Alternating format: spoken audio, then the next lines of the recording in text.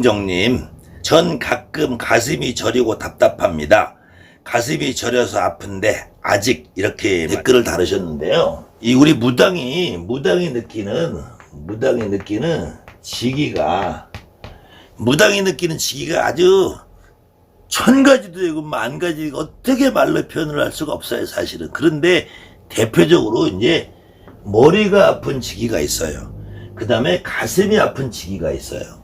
지금처럼 이 정보경님처럼 가슴이 아픈 지기가 있어요. 또 어느 경우에는 온몸이 아픈 지기가 있어요. 또 어떤 경우에는 이 다리가 특히 무릎 아래 종아리 쪽이 발바닥이 아프신 분들이 있어요. 이거는 100% 정확한 거는 아닌데 이 머리가 아픈 두통은 가장 무당들에게 많은 거예요. 가장 많은 거예요. 가장 많고 가장 흔하고, 또 가슴이 두근거리고 저리고 통증이 오고, 어느 경우는 이게 진짜 심장병인가. 그리고 실질적으로 이 무당들은 이 심장병 증세를 많이들 갖고 계세요. 그래서 뭐 협심증이다, 판막증이다, 이런 것들을 가지고 계신 분들이 많이 있어요. 근데 대부분은 이렇게 협심증이나 판막증이나 이 정도까지 가지고 계신 분들은 이거는 거의 아마 2대 3대 이상이 집안에서 대대로 무속인을 하던 집안, 무당이는 대대로 엄마도 무당이고 할머니도 무당이고, 이런 분들은 이런 증상을 아예 거의 병명으로 나올 만큼 심각하게 가지고 있어요.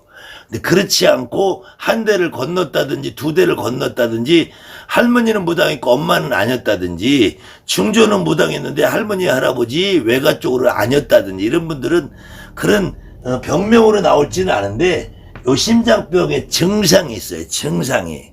그래서 이 가슴이 두근거리는 것은 거의 신가물이라고 보시면 돼요. 신가물. 우리 보경정님도 가슴이 두근거리고 저리는 증상만 있으면 이거는 분명히 내가 무당이기 때문에 그래요.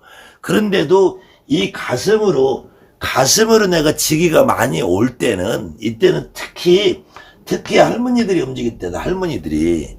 그 다음에 머리가 아픈 것도 거의 무당의 99%가 다 같은 증상인데, 평상시에 그냥 머리가 아파요. 조금씩 다 아파요. 근데 극심하게 머리가 아파지는 때가 일주일에 한 번, 2주일에 한 번 오는데, 이것이 지속적으로 일주일 동안을 계속 아프다든지 아주 강렬하게, 이거 말로 표현할 수 없게 깨지고 쪼개지고 막 이런 증상이 있을 때, 이런 경우는 이게 주로 할아버지들이 움직일 때 같다. 할아버지. 그래서 이 머리는 여러분들이 보세요. 가슴보다는 머리가 더 위에 있잖아요. 쉽게 생각하면 돼. 그 다음에 이제 온몸이, 어떤 때는 위가 아픈 것 같고, 간이 아픈 것 같고, 목이 아픈 것 같고, 등이 아픈 것 같고, 또 많이 느끼는 게 어깨가 짓눌리는 느낌. 이런 느낌은 보통 통상적으로 있는 느낌이에요. 그래서 여러 조상님이 한꺼번에 움직일 때, 아니면 특별히 이렇게 위암이나 간암이나 목이 매달렸든지 약을 먹었든지 등이 아프든지 어깨가 아프든지, 이런 경우들은 모든 조상님이 한꺼번에 움직일 때 이런 증상이 있어요. 그 다음에 이 다리가 특히 아픈데, 무릎 아래, 종아리 아래로 아프신 분들은 이게 가렵기도 하고 저리기도 하고 그냥 칼로 째는 듯 하기도 하고, 어떤 때는 막 다리를 걷지도 못할 정도로 이상하게 아픈 증상이 있어요. 이런 경우들은 거의 작두타라는 증상이에요. 작두타라는. 근데 작두는 반드시 옛날에 군인으로 살던 분만 작두타고, 전쟁통에 나간 분만 작두타고, 이런 것이 아니라 많은 경우에 목을 맨 양반, 약을 먹은 양반, 자살한 양반, 젊어서 죽고 오토바이 타고 가다 죽고, 물에 빠져 죽었어도 강간당해 죽고, 애인이 변심해서 떨어져 죽고, 이런 분들이 오셔도 거의 이런 증상이 있습니다. 이거는 여러분들 조상에 할머니 조상이냐 할아버지 조상이냐 젊은 남자냐 젊은, 이거하고 구분이 없어요.